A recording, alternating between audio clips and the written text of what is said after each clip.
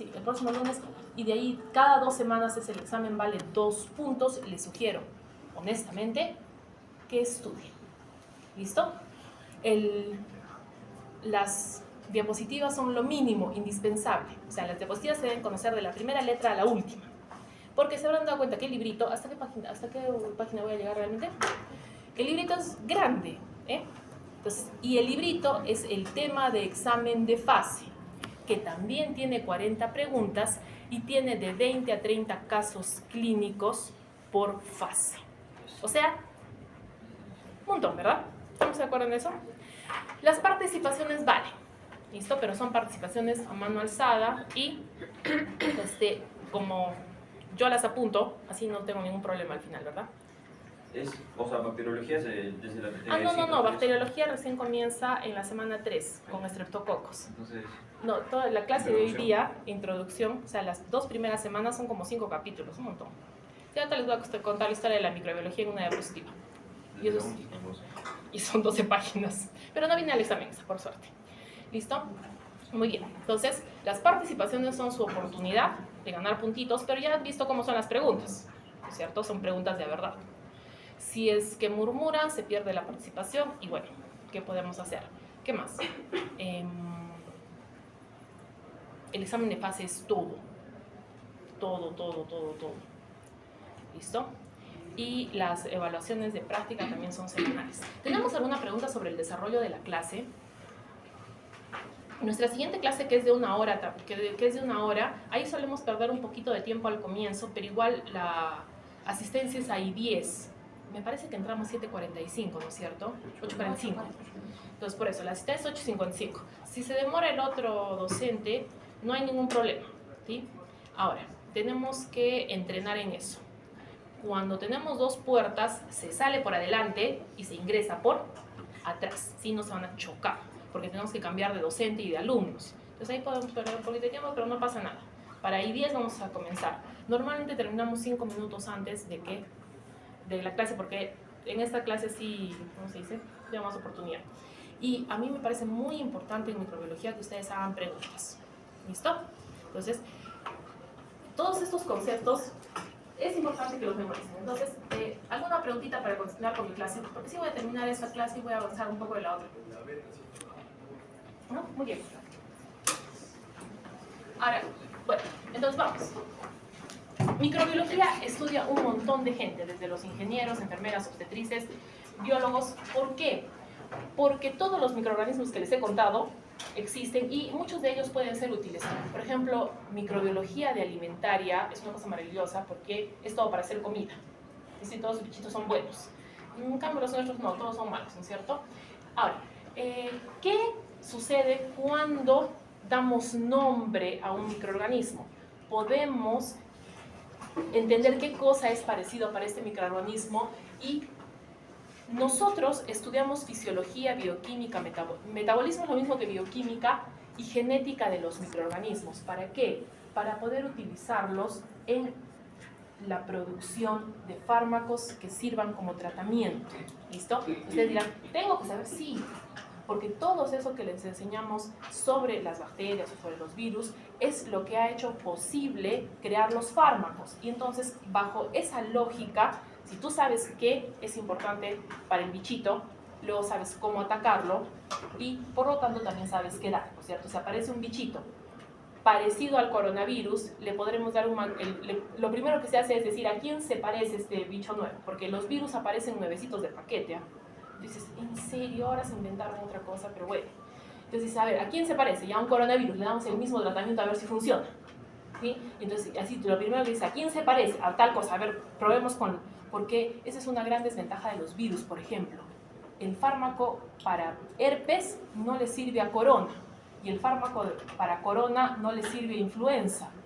Entonces me ha sido, ¿tenemos que inventar un fármaco para cada virus? No, de hecho tenemos que inventar varios, porque para lograr que un paciente con VIH sobreviva, tiene que tomar hasta 4 fármacos diferentes. O sea que, por eso les digo, cuando lleguen a farmacologista les va a parecer fácil, ¿no es cierto? Pero eso ya llegará. Muy bien. Ya. Queremos eliminar a estos microorganismos, por lo tanto, una parte muy importante es la desinfección, ¿sí? sala de operaciones es un lugar muy importante para entender esto. Si te mueves mal y tocas algo que no debías, terminas afuera, porque es un ambiente donde se ha eliminado al 100% de microorganismos. ¿Listo? Entonces, esa también es una de nuestras prácticas y por eso es muy importante saber. O sea, ustedes ya saben que el alcoholcito sí funciona contra microorganismos, ¿no es cierto? Pero contra todos, no contra todos. Por eso también es importante lavarse las manitos. Y esas son medidas de prevención. Ahora, aquí entre los quimioterápicos y los antibióticos nos referimos a los fármacos que existen en la naturaleza. Muchas plantitas, hongos, bacterias inclusive, tienen sustancias que pueden eliminar a otros microorganismos, entonces las aprovechamos. Pero cuando se nos acaba lo que necesitamos, ahí los generamos y por eso son quimioterápicos. Ahora, no es lo mismo en la relación huésped-parásito. Les había dicho que en el caso específico de los parásitos van a necesitar del huésped si no están dentro. ¿Y quién es el huésped? Nuestro paciente, un ser humano. Si es que no están ahí, no van a sobrevivir. Entonces, ¿por qué le hablamos de hospedero? ¿Ustedes creen que es normal que estén cargando un coronavirus, que es el más famoso últimamente, por la epidemia del COVID? Eso no es normal, ¿verdad? No, entonces por eso queremos que dejen de ser hospederos, ¿cierto? ¿Y cuál es esta relación más importante? O sea, ¿cómo se resumiría todo esto? En el sistema inmune. ¿Listo? Su sistema inmune tiene miles de años de evolución y por lo tanto no reacciona igual. No va a atacar igual a un virus que a un parásito y por eso ahí la inmunología se hace muy importante. Este es, ¿cómo se dice? Habíamos dicho que el sistema inmune tiene mecanismos generales de ataque y mecanismos específicos. Ambos se activan, sino que depende del tiempo. Ahora, uno de los mecanismos generales más famosos es la fiebre. Cuando ustedes tienen fiebre, no sabemos qué enfermedad tienen, ¿verdad? Entonces, la fiebre puede dar por cualquier cosa, desde haberse asoleado en la playa hasta tener algo tan terrible como un cáncer. Entonces, entre todo, el paciente tiene fiebre, pero necesitamos averiguar qué fue lo que pasó. Ahora, esto sí es importante. ¿Ya saben qué es un antígeno?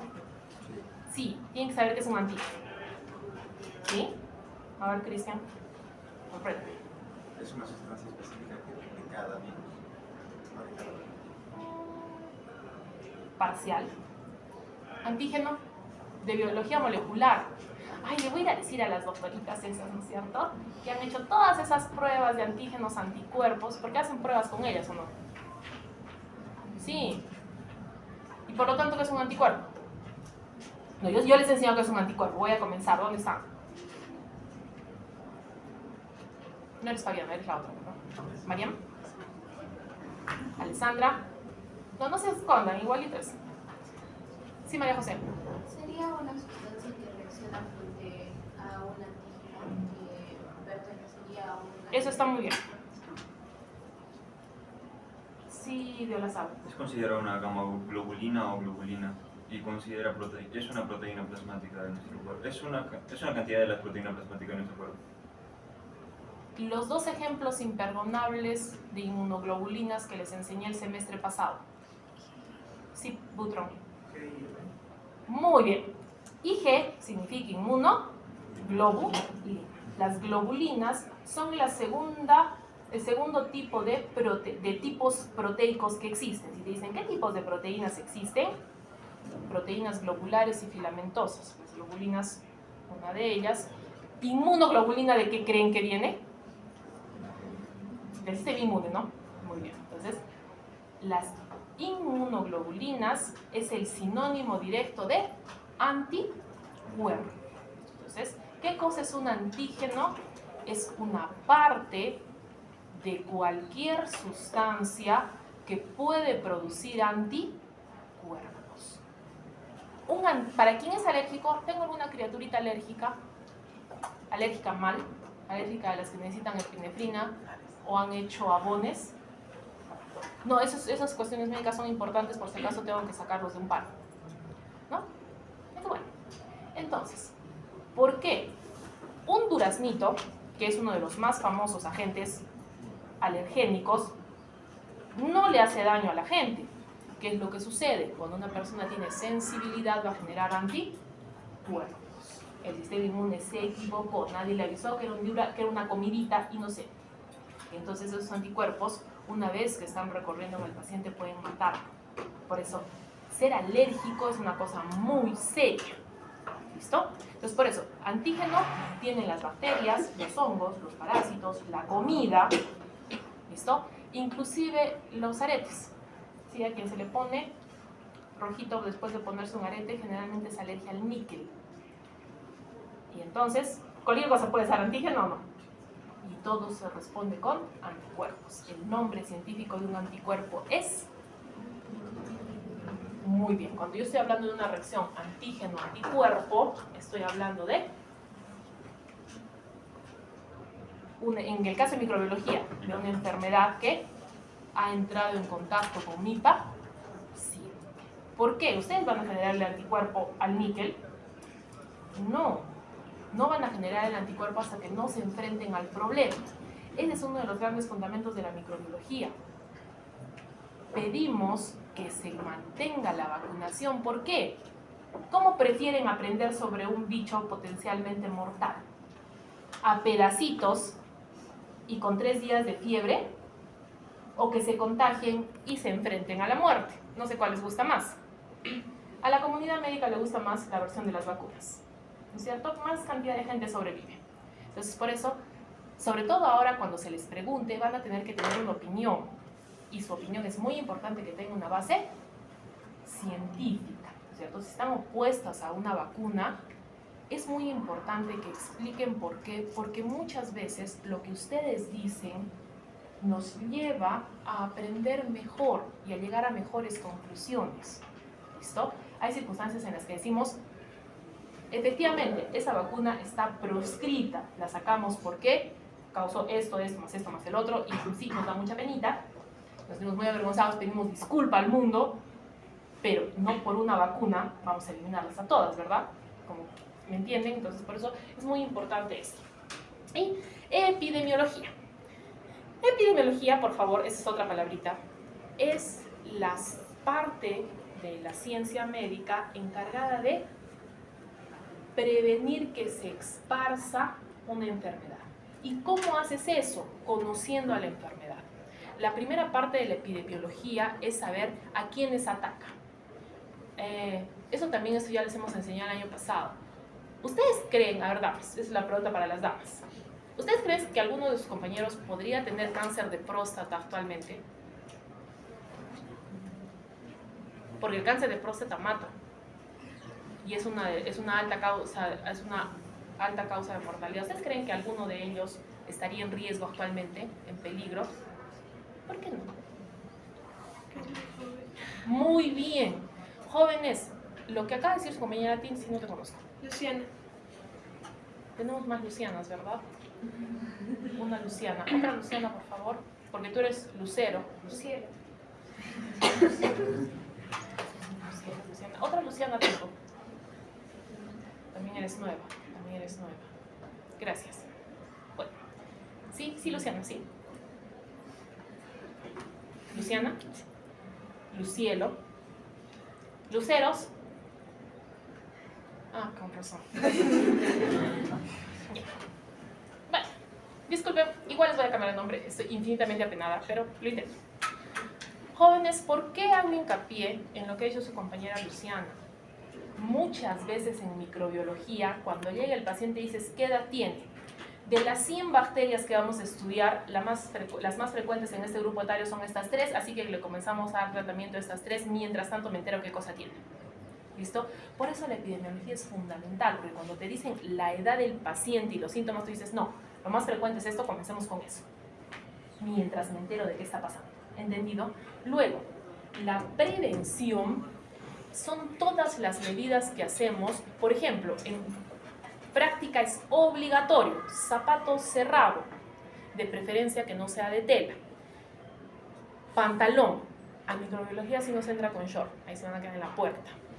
Mandil cerrado, mascarilla permanente, gorrita todo el tiempo. ¿Por qué? Porque se trabaja con microorganismos. y los microorganismos que están volando en el ambiente no van a decir, ay no, estos chicos son de medicina y como a ellos no les toca hongos como a los de veterinaria, bueno, alguna gente está en otra microbiología, porque hay gente que lleva 2 microbiologías, y las esporas de los hongos vuelan. Yo lo puedo demostrar. Después de que llueve y entran a un cuarto cerrado, ¿se siente el olor a humedad? Son ustedes respirándose las esporas de los hongos. Por lo tanto, el barbijo es permanente. Eso es prevención. Profilaxis, no es lo mismo, no. Profilaxis es cuando das algo específico. Por ejemplo, les toca hacer una campaña en Madre de Dios frente a un brote de malaria. No tenemos vacuna para la malaria, por lo tanto se les da quinina. 4 tabletas, son bastante feas, pero tienen que tomar tratamiento y eso las va a salvar de que les dé dengue. A ver, respondan. Muy bien, porque las dos son, porque el dengue es viral, pero bueno. Entonces, ahí está, la profilaxis es precisa, ¿sí? Si estoy tomando pastillas para la malaria, ¿me puede dar cualquier otra cosa o no? Por lo menos ya sabemos que no nos va a dar malaria. Entonces, es diferente. De ahí las palabritas, ¿listo? Entonces, por eso les decía, todas las palabritas son diferentes. Entonces, la microbiología, allá. Teniendo en cuenta que tenemos otro curso que se llama parasitología, nosotros vamos a considerar a los virus, hongos y bacterias. Muy bien. Entonces, ¿la virología de qué trata? Virus. La micología, hongos. Estos dos de aquí, por su frecuencia estadística, ocupan menos tiempo. Ocupan los dos temas ocupan la tercera fase y 1 semana de la segunda. ¿Listo? Mientras que bacteriología ocupa desde ahora hasta la segunda fase, ¿no es cierto? Y por eso su compañera decía que bacteriología es la mitad del libro, es casi hasta la página 350, una cosa así. Bueno, me equivoqué por 3 páginas.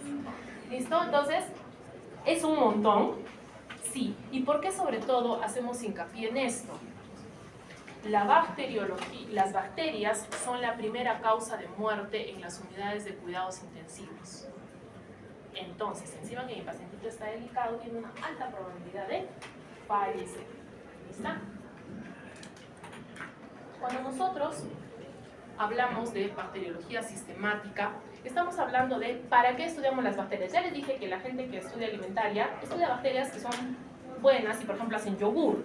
Sí, lamento lastimar sus sensibles oídos. Cuando comen yogur se están comiendo algunas bacterias, de las buenas de hecho. Pero ¿ustedes creen que nosotros vamos a estudiar esas bacterias? No, no les voy a enseñar a hacer yogur. Entonces, es ¿por qué nos interesa la microbiología? Porque alguien estará tratando de matar a mi paciente, ¿sí?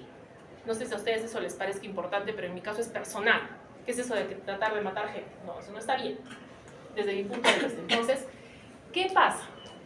Tenemos que entender la patogenia. ¿Qué es la patogenia? Todo aquello que tiene el microorganismo para matarlos. ¿El COVID los va a matar igual que una bacteria? No, por lógica, ¿verdad? Entonces, tengo que saber qué armas tiene para poder defender al paciente. Ahora, ¿qué es el cuadro clínico? El cuadro clínico es la suma de signos y síntomas. ¿Sí? Esto es bien fácil de explicar, ¿sí? Cuando ustedes me dicen que se sentían mal, ¿cierto? ¿Yo tengo alguna forma de corroborar eso? No, o sea, ustedes me dicen, me siento mal, me duele la cabeza, me duele el ojo, me duele la nariz, me duele la uña. Pero bueno, pero hay cosas que sí puedo corroborar, ¿cierto? Me siento agripado y tengo la nariz completamente roja y desgastada y está ahí toda moqueando. Entonces, síntoma es lo que cuenta el paciente. Signo es lo que yo puedo medir, observar, trazar. Y por último están los exámenes de laboratorio, ¿sí? Porque el paciente puede venir feliz y contento y decirme no tengo nada. ¿Y por qué lo han mandado? Ah, es que el doctor dice que tengo el azúcar alta. Entonces ahí se dan cuenta, eso todo se llama cuadro clínico. Signos, síntomas apoyados por el laboratorio. ¿Para qué? Para llegar a un diagnóstico, ¿sí? Porque a mi paciente no le interesa que el coronavirus tenga espículas, tenga vacuna. No, a él lo que le interesa qué cosa es que le diga qué tiene y si es que se va a salvar. ¿Listo? Entonces, por eso, el diagnóstico tiene varias partes. El diagnóstico clínico es las enfermedades que ustedes conocen, ¿cierto? Por ejemplo, dicen, estoy resfriado. ¿Por qué le dio el resfriado? Por 20.000 patógenos distintos, pero el paciente sigue sintiendo algo semejante. Entonces, cuando identificamos al microorganismo, tiene que ser con pruebas especiales que ahorita vamos a ver. Como les había dicho, la epidemiología es el estudio de la enfermedad, pero desde el punto de vista de su propagación, ¿cierto? Entonces, por eso, si yo sé qué microorganismo es más frecuente, puedo comenzar a actuar. Obviamente, puede ser que no sea el microorganismo y tenga que trabajar. Entonces, darle tratamiento es conocer qué fármacos son más importantes y, obviamente, prevenir que me contagie al resto de la clase. Y control es cuando la situación es muy grande. Por ejemplo, si se identificar un brote de meningitis en la universidad, tendríamos que darles tratamiento profiláctico con rifampicina a toditos, de canto, ¿sí? Porque las meninges están rodeando su cerebro. Si una meninge inflamada afecta el cerebro, no sé ustedes, pero a la mayor parte de la comunidad médica le parece que un cerebro inflamado es muy peligroso para sobrevivir. Además de que duele bastante. ¿Listo? Muy bien. Entonces, ¿qué cosas son estas cositas? Ustedes ya deberían reconocerlas. Esta es una práctica de fisiología. Comienzo a llamar por el otro lado. Señorita Nina, buenos días. ¿Qué son? No se preocupe, sí, Lucero.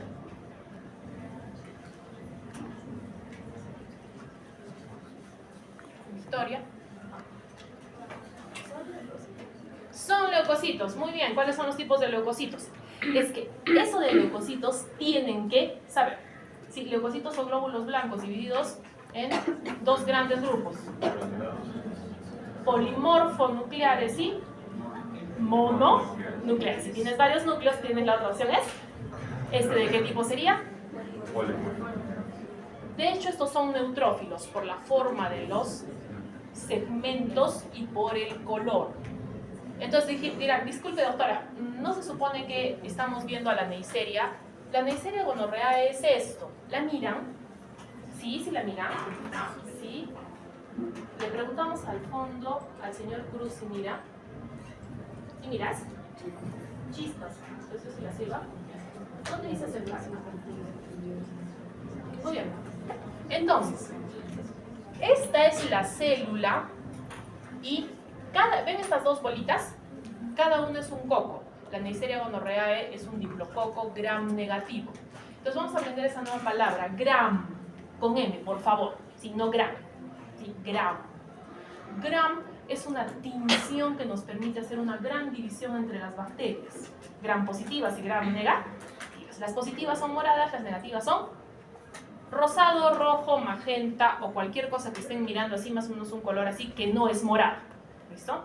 Entonces, ahora sí, el esquema de colores en microbiología es positivo y negativo. Punto. ¿Sí? Obviamente no hay más colores. ¿Listo? ¿Por qué hacemos esto?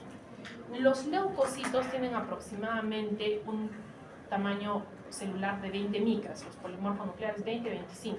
Los mononucleares, o sea, los linfocitos, están por 12 a 15 micras. Y como estos viven en la sangre, los glóbulos rojos son de 7 a 8 micras. Entonces comenzamos en orden, ¿cierto? 7.5, 15. Los polimorfonucleares siempre son más grandes. ¿Listo? Estos están en 25 más o menos.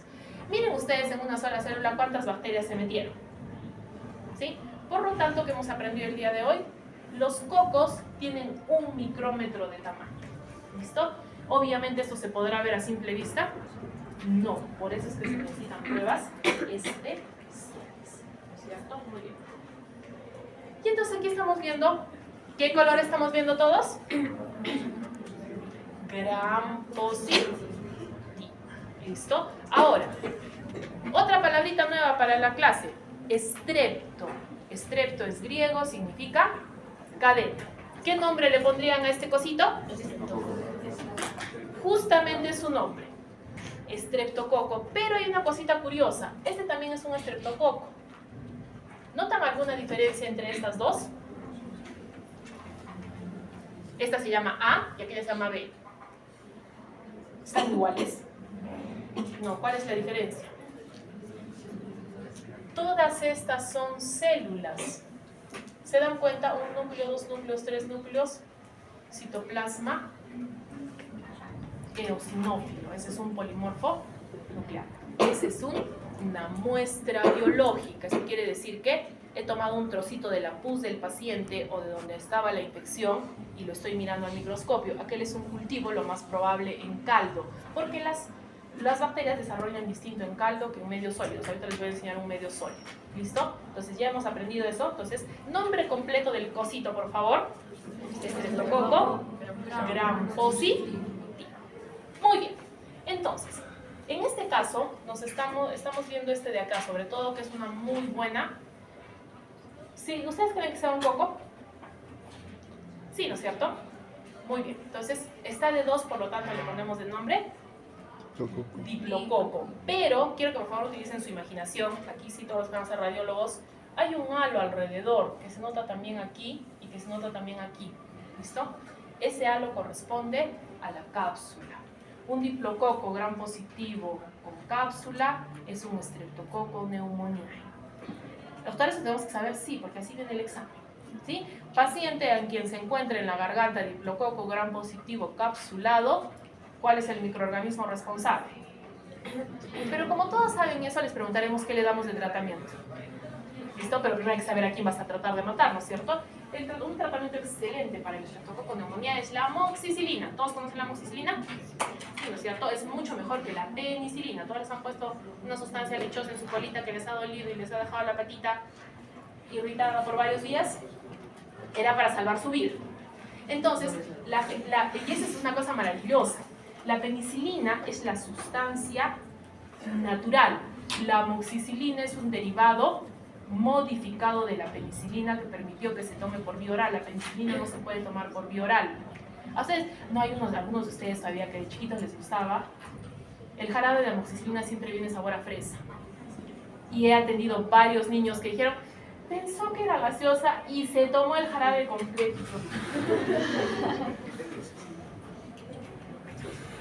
Ya. ¿Listo? Entonces, ¿ven la diferencia? Sí, los niños aceptan muy bien el jarabe de amoxicilina, pero si están graves y tendrían el corazón de darle jarabe, no, ¿verdad? Porque ustedes los prefieren con su colita dolorida a hospitalizados e intubados en cuidados intensivos.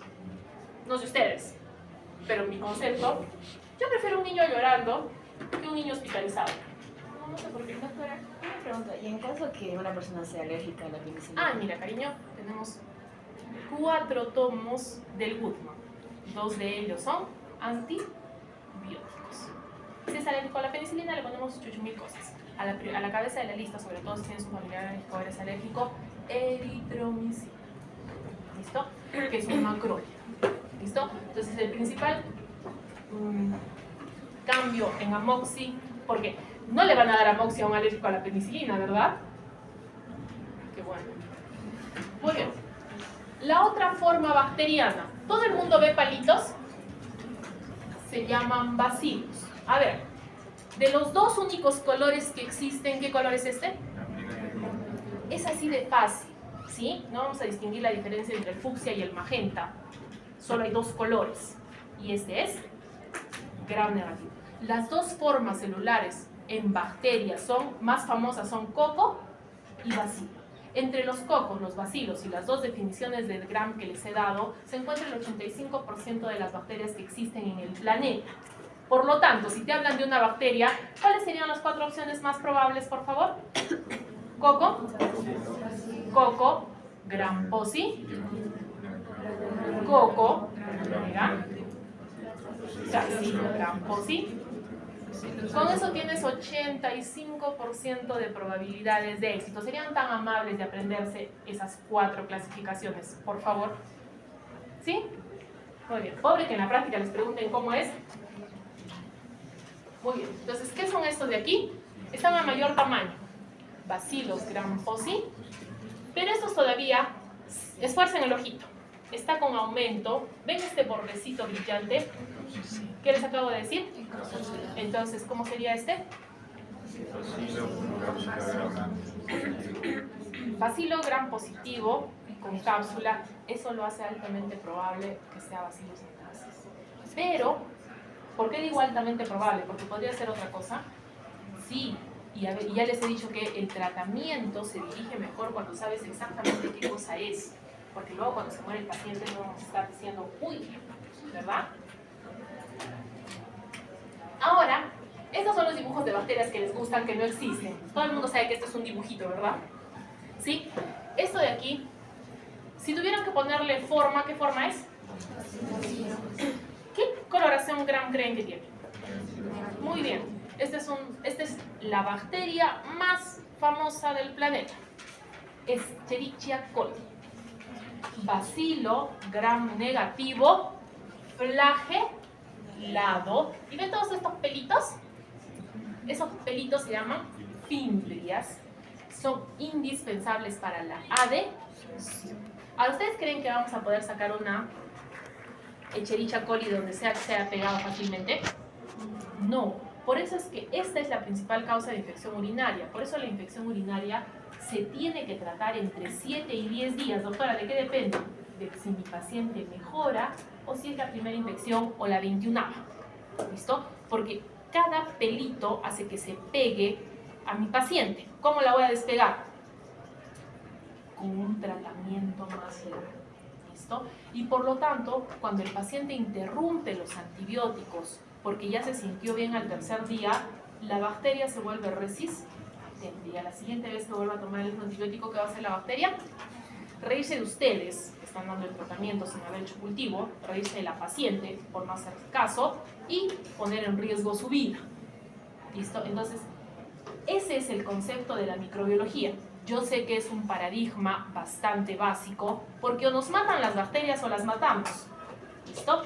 La discusión filosófica sobre el uso racional de antibióticos debe iniciar desde ahora. ¿Listo? No todos los enfermos se van a mejorar con un antibiótico, por lo tanto no son la solución al mundo, pero cuando se usan se deben utilizar bien. Eso es indispensable. ¿Entendido? Muy bien. ¿Y esto qué cosa es? Hongos. Los hongos son una cosa muy maravillosa porque son organismos eucariotas, pero son indispensables para que la tierra siga existiendo. De hecho, los hongos son uno de los motivos por los cuales la agricultura sigue funcionando. Pero un grupo dijo, ¿por qué tengo que trabajar? ¿Quién ha dicho que tengo que ser agricultor? ¿Dónde? ¿Dónde dice? Dijeron, vamos a convertirnos en parásitos. Entonces se volvieron, solamente existe un grupo de hongos que siempre van a causar enfermedades. Hay un grupo intermedio, que a veces les da pereza y a veces dicen, no, mejor me regreso a vivir mi vida silvestre. Y hay un grupo que son totalmente silvestres y nunca se meten con uno. ¿Listo? Entonces, ahora, ¿por qué los hongos son tan importantes? Esta es una coloración de un honguito en aumento de 40 con azul de lactofinol. Y ven esta forma, ¿sí? Esta es se llama macrocomidia y por lo tanto este es un Microsporum canis. ¿A qué llego? ¿Qué quiero decir con esto? Que en la tercera fase, cuando hagamos hongos en el examen de práctica, se les pone las laminitas, se les pone esta fotito y se le dice qué cosa es. Y si ya es una de las preguntas difíciles, le decimos ¿cómo se llama la enfermedad que causa? Porque supone que en su cabecito ustedes ya saben que es un Microsporum canis y tienen que saber que es el principal causante de honguitos en las uñas. Los honguitos pueden atacar la piel, el cabello, la barba. Este es un cultivo sólido. ¿Listo? Una placa Petri que tiene una gelatina de medio centímetro más o menos donde desarrollan los microorganismos. Y por eso les decía, no es lo mismo encontrar al microorganismo en el paciente que cultivarlo en el laboratorio. Esto es un cultivo de honguito. ¿Por qué? Porque estos honguitos los he sacado de raspar la uñita. Pero cuando yo raspo la uñita no se ven así grandes, porque están tratando de sobrevivir. Se ven pequeñitos y no los puedo reconocer. Entonces, cuando yo los siembro, se vuelven grandes, muestran esas formas especiales y los puedo identificar. Porque así me va a llegar mi paciente, ¿no es cierto? Su uñita está con honguitos. ¿Cómo se llama eso? Onicomicosis. Y entonces tengo que raspar la uñita y ver al honguito. Entonces, ¿qué voy a ver? Simplemente los palitos. No voy a ver la macroconidia que parece como un ojito así grande.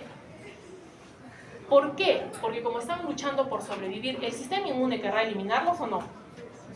Sí, pero ¿qué sucede? Generalmente esto es cuando el paciente tiene algún problema que no le permite a su sistema inmune enfrentarse.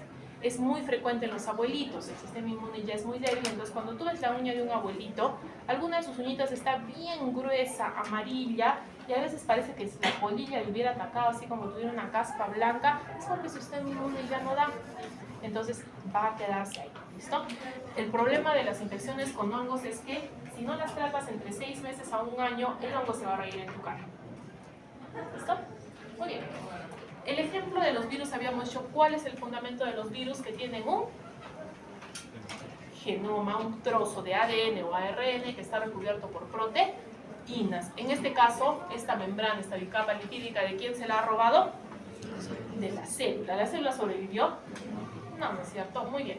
Y estas de aquí, las proteínas que se encuentran externamente, reconocen células específicas. ¿Listo? Entonces, solamente los virus generalmente actúan sobre un tipo de células. ¿Por qué creen que se llama virus de la hepatitis? Ataca al hígado, ¿verdad? Sí, si yo les digo que el virus de la hepatitis da gripe, no, ¿verdad? Sí, porque no da. ¿Listo? Entonces, ahí está el detalle. Tenemos que aprender las proteínas de superficie que se reconocen a las células y que van a causar, por lo tanto, una enfermedad delimitada. Eso mismo pasa con el coronavirus. El coronavirus tiene una proteína S o spike que está aquí afuera y reconoce el receptor EK2 que se encuentra en muchas células. Por eso es que el COVID olía del pelo a la punta del piecito, porque tiene receptores en vía digestiva, en vía urinaria, en pulmón. Entonces es una cosa que por eso fue que nos dio tanto problema. ¿Listo? Y los virus responderán a los antibióticos. No, se van a reír en su cara. Porque las bacterias son células y los virus son acelulares. No vamos a pelear si están vivos o no, da igual. Son acelulares. Entonces, si tú le das un antibiótico a una persona con gripe, ¿sí? Va a ser el chiste de los virus de turno, ¿verdad? Aparte que el paciente no va a mejorar. Entonces, por eso es muy importante. Entonces, han dicho que los parásitos vienen a ser toda una nueva clase en el 6º semestre. Y, por ejemplo, ven cómo están nadando ahí. Los oxiuros son muy, muy frecuentes, se contagian muy fácil y son gusanitos, ya verdad. Tienen como los más grandes llegan a 1 centímetro. Y aquí es donde esta diapositiva sobre todo es para que tomen conciencia de algo. Los parásitos pueden venir de muchas fuentes. Por ejemplo, el perrito, ¿sí? Lo han visto cuando los perritos y los gatitos se lamen por todo lado, ¿verdad?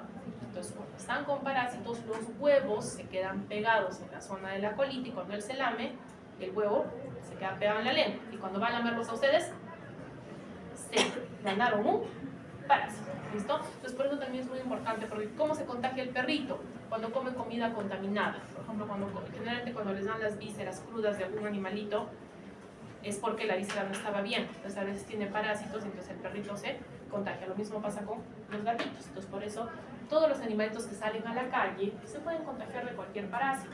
¿Listo? Entonces, por eso es muy importante también cuidar a los animalitos y mantenerlos con sus visitas al veterinario para que no se enferme el resto de gente. ¿Listo? Muy bien. Entonces, en la microbiología médica hemos dicho que lo más importante son aquellos que causan enfermedades infecciosas. Nosotros, para que ustedes vean que no está en la versión difícil, nosotros estamos ahorita concentrados en el microorganismo, ¿no es cierto? Por eso se llama microbiología médica. Pero a quien va a atacar es a mi paciente. Pues por eso es que hablamos de la clínica, de los casos clínicos y todo eso. Pero la versión avanzada de esto se llama infectología, ¿sí? Y eso ya viene después de que hagan muchos más cursitos.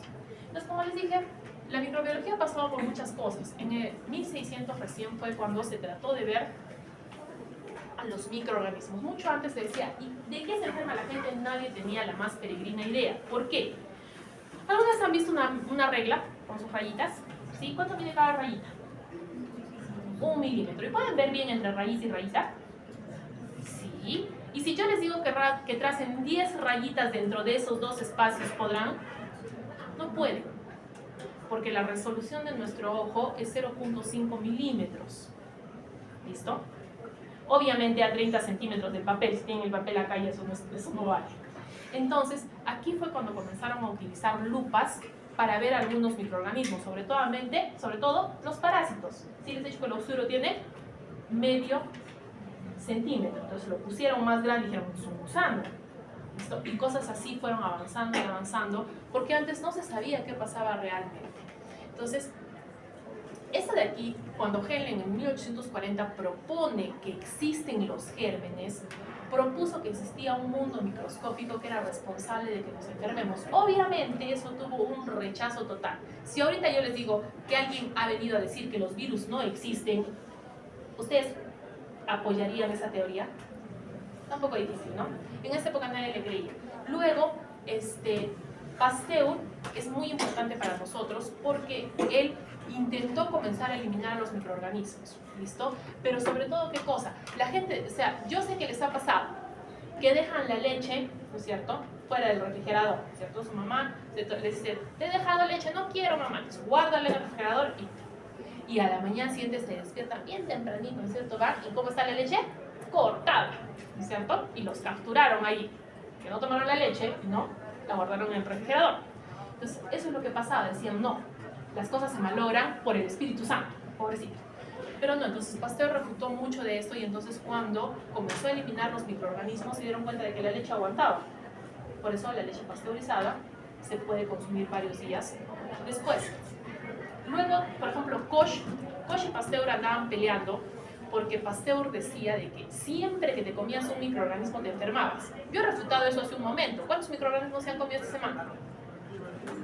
Nadie comió yogur. Sí, yo les voy a creer, ¿cierto? ¿Sí? Entonces, eso es lo que decía, Koch decía que si te comías cualquier microorganismo te ibas a morir. Y Pasteur dijo, no. Y agarró y se tomó un cultivo, un caldo con microorganismos y obviamente no se murió. Pero eso es parte de la investigación científica, sino que ahora no hacemos eso con las personas, ¿verdad? Utilizamos placas Petri. Pero bueno, así estaba la gente para que les hicieran caso, ¿no es cierto? Luego, de Ehrlich también es bastante importante porque dijo, ¿la toxicidad selectiva qué es? Si a ti te ataca un estreptococo, no es lo mismo que te ataque un estafilococo. Y no es lo mismo que te ataque el tétanos. Cada uno produce sustancias propias. Entonces ahí fue cuando dijeron, ya, pues no es una sola bacteria, no es un solo microorganismo, tenemos que comenzar a clasificarlos para poder enfocarnos mejor en el tratamiento. Y estos tres de aquí son muy importantes. 1929 fue un hallazgo fortuito. El penicillium es un hongo, ¿sí? Y todos ustedes lo conocen, todo el mundo ha visto un penicillium de manera directa, tengo pruebas. Todo el mundo ha visto una naranja con una parte verde y peludita. Penicillium, para ustedes. Con respeto, por favor. El penicillium produce la penicilina naturalmente. ¿Y qué pasó? Contaminó una de las placas Petri donde estaba cultivando Fleming, estreptococos. Entonces, toda esa placa no creció. ¿Por qué? Por difusión. ¿Sí se acuerdan cuando han visto que difunden las cosas en el agar en biología y genética? ¿Sí? Cuando las cosas avanzan con las banditas. Lo mismo. La penicilina se comienza a producir, se comienza a difundir por la gelatina y entonces las bacterias no crecen. Entonces, ¿qué dijo? Vamos a cultivar una, de nuevo, puede ser que me haya equivocado, vamos a cultivar una placa con penicillium y una sin penicillium, una bien cuidadita, así bien separadita, con los mecheros bien prendidos y la puso para un ladito. Y la otra agarró un trocito de ese penicillium, lo puso y cultivó también. Y obviamente demostró eso y se pudo aislar la penicilina, porque la penicilina no se la inventó nadie, ¿sí? Existía y simplemente se descubrió. Lo mismo con estos. Pero miren ustedes, los antibióticos no tienen 100 años. ¿Y cuánto tiempo tiene su sistema inmune? Los miles de años que tiene la humanidad. Entonces, siempre se trataba de clasificar. Primero se comenzó con esto, que era qué cosa era planta y qué era animal, y entonces luego aparecieron los microorganismos que dijeron ni planta ni animal. Muy bien, vamos con la unidad básica de todo ser, célula proca, biota versus célula eucariota. Muy bien, y entonces ahí fue que llegamos a los reinos, pero luego los reinos ya no eran tan útiles, así es que nos terminamos en arqueobacterias, eubacterias y los eucariotas en general. Porque las arqueobacterias, ustedes ya las han PCR, fundamento, se llama Tafman, la marca que se hizo registrada, y es por el Thermophilus aquaticus, una bacteria maravillosa que vive entre 80 y 95 grados centígrados. Por eso es que en el PCR se eleva la temperatura a 90 y tantos grados para que la TAC polimerasa funcione. es una polimerasa que le pertenece al Thermophilus aquaticus. Como siempre, perezosos, TAQ, TAC, polimerasa. ¿Listo? Entonces, ¿eso tiene mucho sentido o no? ¿Sí? Entonces, tú no vas a poner una bacteria que vive a 90 grados contra una bacteria que vive a 25, ¿verdad? No pega. Entonces, por eso es que las separamos. Y como les he dicho, otra de los motivos por los cuales estudiamos a los microorganismos es porque podemos aprovechar todo lo que ellos tienen, ¿sí? Si tiene algo bueno, se aprovecha. Siempre hay algo que se puede aprovechar. Porque ya les he dicho, en mi paradigma, y me gustaría que eso lo aprendan, porque estamos en una cuestión de ciencias básicas, ¿no? O los microorganismos matan al paciente, o ustedes matan al microorganismo, ¿sí? Ya sé que suena un poco fuerte, pero sí van a encauzar su instinto agresivo contra ellos. Sí, ellos sí, eliminen los otros, no hay ningún problema. ¿Listo? Pero es que ese es un concepto con el que podemos trabajar. ¿Por qué? Porque cuando les preguntamos por el paciente es porque estamos preocupados de que se muera. ¿A ustedes no les preocupa que se muera? Sobre todo porque cada semana van a tener casos clínicos y van a tener 3 pacientes posiblemente muriéndose. ¿Listo? Entonces, eso nos causa preocupación a nosotros. Entonces, vamos. La célula procariota es, como ejemplo, una bacteria, una normalita, no esas bacterias especiales. Y la célula eucariota, de ejemplo, ¿cuál es? Nuestra célula, ¿no es cierto? Nuestra célula. Entonces, ¿qué decimos? Las células eucariotas no van a tener un núcleo, simplemente van a tener un nucleoide, que es donde se encuentra el ADN, puestito de un ratito. Luego, ¿alguien ve mitocondrias? No, y retículo. Entonces, pero hay ribosomas. ¿Qué son los ribosomas? Organelas no membranosas. Entonces, ¿qué decimos? Las bacterias, la célula procariota no tiene organelas membranosas. ¿Cuáles son las membranelas membranosas? Golgi, los 2 retículos y los lisosomas. ¿Listo? Muy bien. ¿Qué más decimos? Las 2 tienen membrana celular, la capa lipídica. Pero aquí tenemos pared. ¿Ven esto? Eso grueso ahí, porque la raíz es la membrana. Esto de aquí es la pared. La pared es propia de la célula procariota y es lo que le permite sobrevivir, porque ellas viven solas. Ahí hay bacterias que logran sobrevivir en los medicamentos que utilizamos para tratar al paciente. Se han encontrado pseudomonas nadando en el agua oxigenada, felices y contentas. Y luego le echas esa agua oxigenada al paciente y se infecta peor. ¿Listo? Por eso es muy importante manejarse con cuidado. Y no importa cuántas veces nos lavemos las manos, se la pueden lavar una vez más. ¿Entendido? Entonces, yo digo que un leucocito tiene pared. ¿Lo estoy insultando o no? ¿Sí? Si ustedes dicen que una célula eucariota tiene pared, ¿qué le están diciendo? Bacteria, ¿verdad? La han cambiado de categoría. ¿Qué más? Tenemos los flagelos, ¿no es cierto? ¿Y qué eran todos estos? Las fibras tienen un nombre más básico que de hecho es latín. Pili. ¿Sí? ¿Es un pelito o no? Pili. Pero es lo mismo que decir fibra, sino que se puede... Pero este sí es nuevo. El mesosoma es indispensable para la reproducción de la bacteria. Si yo les digo que un linfocito tiene mesosoma, es mentira, ¿verdad? Y así viene la pregunta, ¿no es cierto? Marque A si es que 1, 2 y 3 es verdadero, marque B si 1 y 3 es verdadero, y entonces ahí comienza, ¿no es cierto? El mesosoma es indispensable para el funcionamiento de la célula eucariota. ¿Eso es? Falso de toda falsedad. Muy bien, y entonces así es como de aquí salen 20.000 preguntas y sufren mucho. Así que por favor, apréndanse todas las palabras. En cambio, la célula eucariota tiene un núcleo definido con membrana nuclear, donde voy a encontrar tanto ADN como ARN. Esa es una diferencia importante. ¿Qué más tengo? 8.000 organelas o no.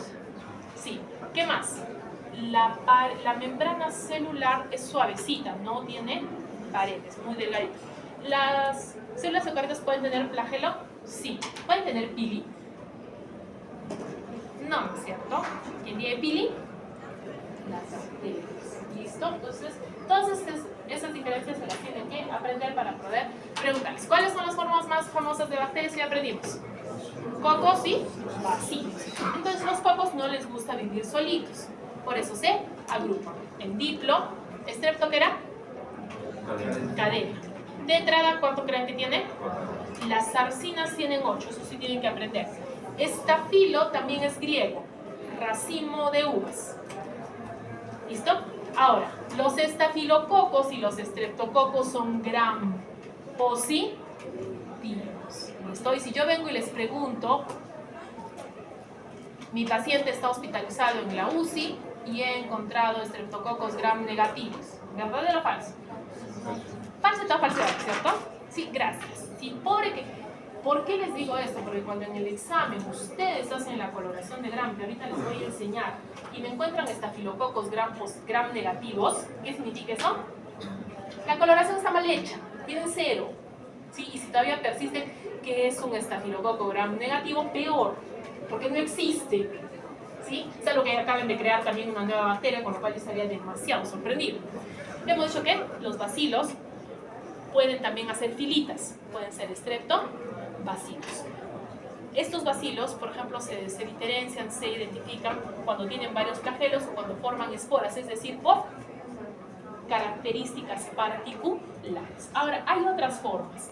¿Cuáles son estas? Por ejemplo, un vibrio es un bacilo curvo, un espirilo es una bacteria que tiene una sola curvatura, un espiroquete es una bacteria que tiene varias curvaturas. ¿Quién será más grande, un espirilo o un espiroquete? Los espirilos tienen 1 milímetro, igual que todos los bacilos. Los bacilos tienen entre 1 y 2 milímetros. ¿Cuánto medía el coco? 1 micrómetro, perdón, gracias. Muy bien, entonces, los cocos 1 micrómetro, los bacilos 2 micrómetros, los espirilos 3 y las espiroquetas por encima de 5.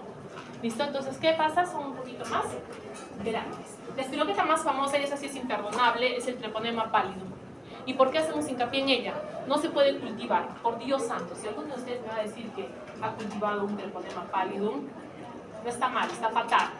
Sí, intentamos cultivarlo desde hace más de 100 años y no se ha podido. Sí, si ustedes encuentran un medio para cultivar Treponema pallidum, espero que lo patente, porque el mundo lo está esperando. O mejor me respondan que no se puede cultivar. ¿Eso está mejor o no? Muy bien, entonces hemos dicho lo que les había contado de los cocos. Los bacilos, los pequeños son espirilos. La espiroqueta más famosa es el Treponema pálido. ¿Y qué cosa es un vibrio? Un bacilo curvo. Muy bien. Entonces, como comprenderán, todo esto tiene que verse microscópicamente. Jóvenes, el microscopio óptico es el que ustedes conocen y es el que vamos a utilizar para la coloración de gram, es el más famoso, pero no es el único. Como son muchas bacterias y muchas de estas son peligrosas, se puede utilizar el microscopio de fluorescencia, pero necesitas una sustancia fluorescente que es un poco cara. Este de campo oscuro es muy valioso porque el Treponema pallidum se puede cultivar, entonces lo tienes que mirar.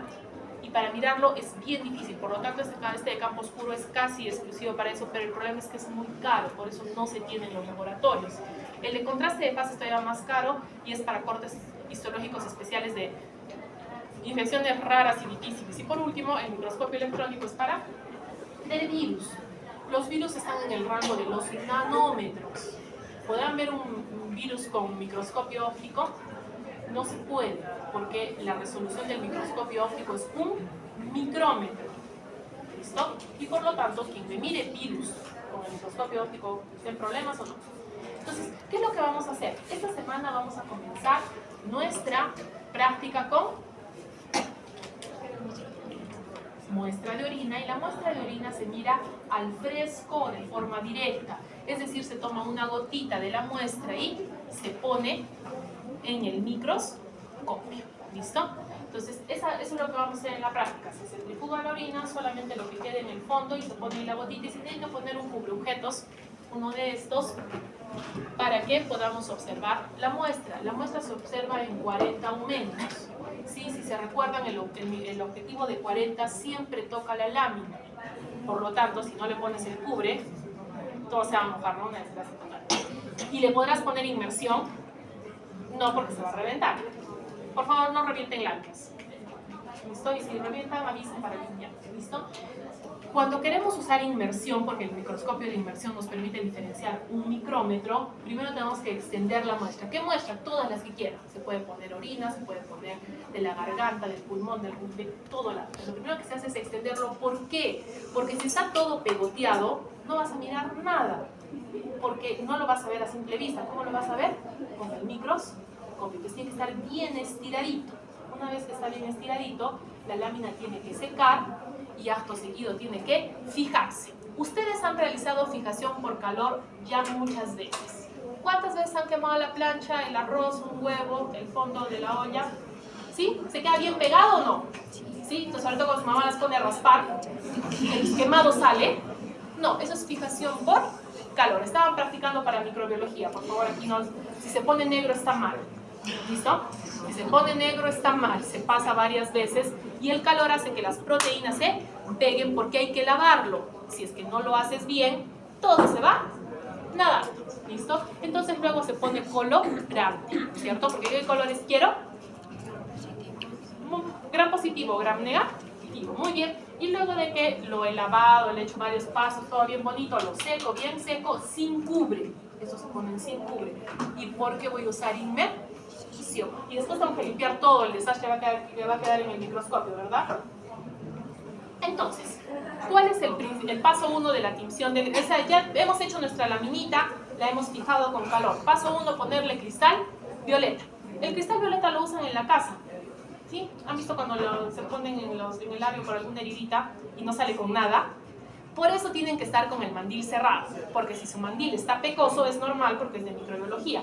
Si su ropa está pecosa es su culpa. ¿Entendido?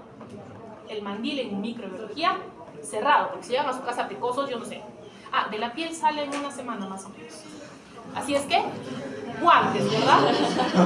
¿Sí? Muy bien, entonces el cristal violeta tiene que fijar 1 minuto, ¿sí? Pero el cristal violeta se va a salir, por lo tanto le ponemos Lugol, que sirve como mordiente, es decir, lo fija. ¿Para qué hacemos eso? Para que después de haber puesto el yodo o Lugol como mordiente, procedamos a decolorar. ¿Con qué vamos a decolorar? Con alcohol acetona, ¿sí? ¿La acetona para qué sirve, niñas? Y es más fuerte que el alcohol, más suave. ¿Esto estará bonito que se rocee en su ropa? Sobre todo si no quieren tener su ropa pecosa en blanco, pero bueno, para eso también es el mandil, ¿verdad? El mandil ya está blanco. Entonces, ¿se dan cuenta que unas se han decolorado y otras no? ¿Sí? Entonces, las gram positivas no pierden el color, aunque les eches acetona. ¿Qué cosas serán estas de acá?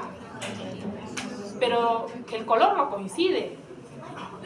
Las gram negativas pierden el color y como son totalmente transparentes no verían nada. Por lo tanto necesito un colorante de contraste que se llama safranina. La coloco a la safranina y ¿a quién va a colorear? ¿A los moraditos? ¿Le entrará color por ahí? No, va a colorear solamente a los otros. Y por eso luego enjuago y luego tengo que secar. Por eso tengo que hacerlo bien, porque si lo hago mal, me confundo, ¿va a quedar feo o no? ¿Sí? Muy bien, entonces es muy frecuente que los cocos sean gram positivos y que los bacilos, la mayor parte de bacilos son gram negativos, pero no son todos. Existen las 4 grandes opciones. Entonces, cuando yo tengo una muestra, tengo que hacer diferentes exámenes. La tinción de Gram es la más famosa, ¿no es cierto? He dicho, si es que se aprenden las 4 posibilidades del Gram, ¿cuántas bacterias ya tiene? 85%, sino que hay un detallito. El otro 15% es un montón, ¿o no? Por ejemplo, nosotros vamos a aprender a hacer tinción de Sil-Nielsen. Sil-Nielsen es para Mycobacterium tuberculosis. ¿Por qué?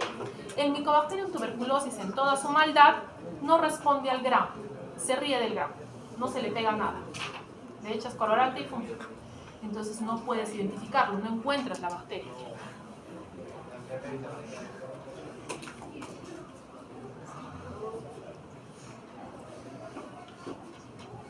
Es indispensable que sepan eso, porque viene al examen. Ahora, como hay características especiales de las bacterias, también tenemos que trabajar con otras. Por ejemplo, Wills-Conklin trabaja también con 2 colorantes, pero uno de ellos es para identificar esporas. ¿Listo? La tinción de His es para visualizar la cápsula. ¿Se acuerdan de alguna de las 2 bacterias que les he mencionado que tienen cápsula? el estreptococo neumoniae. Por eso es que esta clase es difícil, porque se supone que todo eso ya se lo tienen que aprender. Azul de metileno es una de las coloraciones más simples. Todo se colorea con azul de metileno y yo tengo pruebas de que ustedes están expuestos al azul de metileno. ¿Alguna vez les han hecho la prueba que les hacen masticar una tableta, sobre todo cuando tienen brackets, y de pronto aparecen un montón de manchas y dicen no te has cepillado bien los dientes? O si no, para los niños les dan un enjuague y todo termina azul, ¿no es cierto? El azul de metileno tiene la facilidad de pegarse a las bacterias. Entonces cuando se cepilla estás eliminando bacterias. Muy bien. Liepson es para ver flagelos, eso sí no vamos a hacer. Fontana es una coloración en plata. ¿Se acuerdan que les dije que Treponema pallidum solamente se ve con microscopio de campo oscuro? Pero como eso cuesta muy caro, no podemos tenerlo, y entonces ¿qué es lo que se hace? Se utiliza trocitos de plata para hacer más gorda la espiroqueta y sea visible en un microscopio óptico normal. ¿Listo? Entonces, la coloración de Fontana es una coloración argéntica, es decir, que tiene plata para, sobre todo, espiroquetas. Con eso hemos terminado la primera clase. La otra clase la vamos a hacer el día miércoles, que nos vuelve a tocar. Jóvenes, ¿tienen alguna pregunta? La señorita delegada me va a escribir por Teams y luego va a hacer su grupo. Le van a enseñar a sus compañeros cómo se cambia de clase. Salen por adelante y entran por atrás.